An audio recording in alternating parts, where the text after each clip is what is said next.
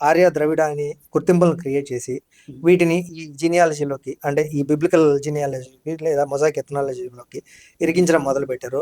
దానికి అనుగుణంగా వీళ్ళు హిస్టరీ క్రియేట్ చేయడం మొదలు పెట్టారు.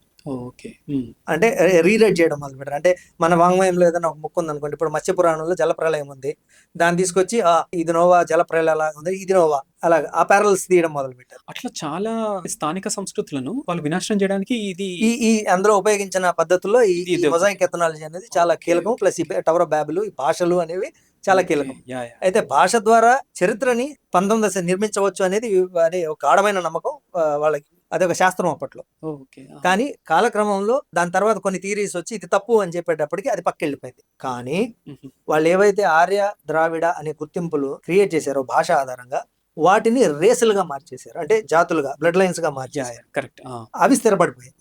ఇక్కడ హుహుహు. చూసారా? భాష ఆధారంగా గుర్తింపులు క్రియేట్ చేశారు. ఆ గుర్తింపులను తర్వాత ఈ రేషియల్ లైన్స్‌లోకి ఇరికించారు. ఆ భాష పక్కకెళ్ళిపోయింది. ఫేక్ చరిత్ర కన్‌స్ట్రక్ట్ చేశారు. అది మిగిలిపోయింది. ఈ రేస్ లైన్స్, బ్లడ్ లైన్స్ మిగిలిపోయాయి. కరెక్ట్. కరెక్ట్. దీని ద్వారా వర్ణాల్లో చతుర్వర్ణాల్లో బ్రాహ్మణ, క్షత్రియ, వైశ్యులు ముగ్గురు ఆర్యులు, లేదా ముఖ్యంగా బ్రాహ్మణులు ఆర్యులు, హుహు. మిగతా వాళ్ళందరూ శూద్రులు. ఆర్యుల ద్వారా అణిచివేయబడిన ద్రవిడులు. ద్రవిడులు. ఓకే.